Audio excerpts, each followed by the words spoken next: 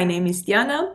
I am originally from Romania. I've been living in the UK for a while. I'm currently an MBA student at the Oxford Said Business School, where I lead the Women Alliance. Previously, a little bit of my background. I have a very technical background. I studied software development and computer science as an undergrad, and then proceeded to get excited about machine learning, and ended up working in data science. So the last few years, I've been working as a data scientist for McKinsey & Company. I've been working previously on a lot of gender initiatives, and I firmly believe that if you start in university, it's already way too late, and we see that reflected in STEM, but we also see that in pretty much any discipline at high levels of seniority. So I think you have to start fixing the problem a lot earlier. So with Quantum Black and McKinsey, I was doing a lot of work on getting girls into tech, getting teenagers into tech, showing them that these are jobs that are, attainable, that are exciting, that are fit for their skills. So the kind of joining of Women Alliance was a continuation of kind of the gender equity work I was doing already. And I was very excited to see what I can put together in terms of offering in a place that had such a diverse group of women, and what were the demands, what were the issues, what did people want to learn more about or to discuss at a table where you bring women from like all corners of the world, from all disciplines. What are kind of the issues that overlap, and what are the places where things split.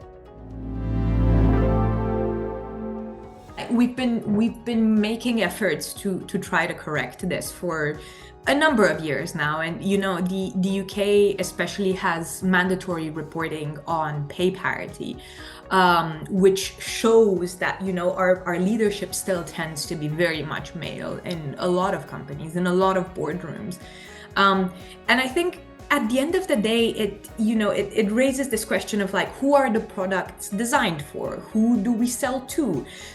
So I think in general, it's fascinating to kind of come to the table and discuss these conversations, but also seeing women empowered to then go and join the conversations at the table more boldly, I think matters a lot. And having our male allies in the room is absolutely essential for making sure that our voices are heard. So that's why we work significantly with our community to say, look, it's not enough that we kind of show up and try to climb the ladder. It's also how we create this community in which our voices are amplified and issues are called out as they happen.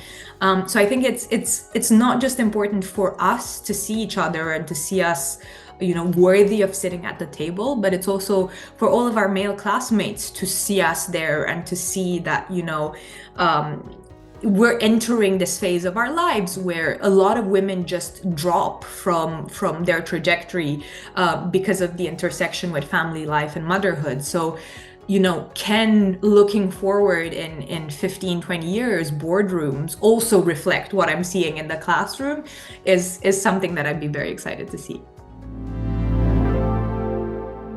Basically, we're kind of the I wouldn't just say social backbone, but we're the place that is trying to create a community around the cohort of women at Said and their allies. So we have basically a duty of creating this sense of community and this safe space for us to discuss the challenges that impact us. And we're always open to kind of moving the conversation forward. So one of my favorite events that we ran this year was a debate asking, are groups like us still relevant? Do you still need, in today's world, women alliances or safe spaces that discuss this? And it was very interesting to see proposition and opposition kind of argue this. But I think our general conclusion is that yes, these spaces are ever more important, but also what is key is bringing allies to the table and not just having this conversation in a vacuum, but then discussing how this reflects in the rest of society and what does it mean, who are the actors that need to play in to actually reach a place of equity. So part of it is creating the sense of community, as I was telling you, but also seeing what are the needs from the community. So we're organizing workshops. We've recently just held negotiations for women workshop to just discuss these little nuances, like why are women more hesitant to negotiate for a salary, and how can you walk into that room knowing that you have kind of both the right but also the confidence to speak up for yourself. The other thing that we're doing is networking events. So we're doing kind of career-focused events. So women in consulting, women in finance, but also networking with the executive MBAs or networking with MBAs at other universities to kind of broaden our circles as a community. We firmly believe they do. So I think we're the first generation of kind of women alliance to recruit a head of allyship. So we had a male classmate join our team. So he's helping us plan events and coordinate, and also bringing the perspective to the table. And one of the key things that we believe is that you absolutely cannot do it in a vacuum. You can't do it without the male allies. And sometimes, it is just about saying, look, here's the pain points, because very often the pain points are completely invisible to the other side. So we're also a class that is in very different stages of our lives. We have classmates that are parents already, or classmates that are preparing to become parents. And we're also discussing, how do you show up for your partner? How do you support your partner's careers in these transitions? But even if you're not there, if you're in a meeting room and you're hearing someone being talked over, how do you stand up for that? How you de-escalate the situation like that where you want to support. So I think inevitably, like, you need the allies to support this effort, and it cannot be done alone.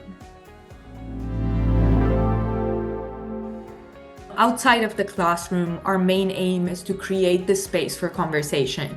And because we're a 300 people cohort, so 150 women, that's quite a lot. So we're ranging from like big events like the negotiations workshop, where it's facilitated and you have anyone showing up, to much smaller events. So we'll have thematic dinners where we'll have 10-15 people speaking about a topic more in depth, getting to know each other better, forming stronger bonds.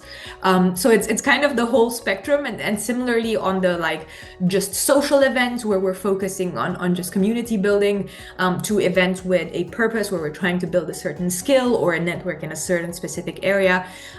So I think that kind of offers us the opportunity to play around a lot with the activities, and also to kind of use the resources that we have in the community. So one of the things we were discussing just now is we have a lot of talented artists. So we're planning next term on putting together a kind of like arts and crafts night, to just get everyone to disconnect a little bit and not have a high pressure environment, but spend time doing and kind of pursuing the hobbies we like.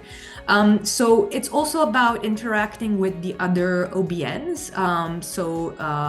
The Said Business School has a lot of other groups and societies that are organized according to different themes. So we are interacting with the technology OBN, with the consulting OBN, the finance OBN, and all of these kind of interactions, at the intersection of different areas of interest, kind of help our community develop the skills, develop their network, and feel more empowered to come to the table holding their ground. I see it as this like multi-tentacle monster that is kind of spread everywhere, and it's absolutely never just gender, right? I think it's important to call out the endless kind of intersectionality elements of this, because it so often interacts with other dimensions of our identity that are worth calling out.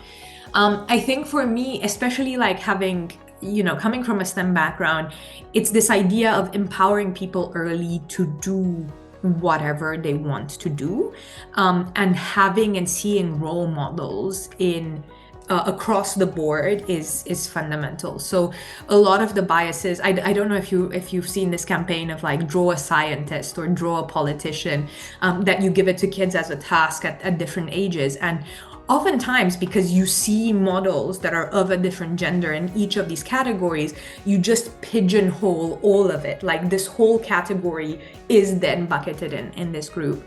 And it's the same with tech, where we're becoming more reliant on algorithms. And, I know through and through that all of these things are created by us, and they're built on the data that we've acquired over so many years, and they carry a lot of these biases that we have in society.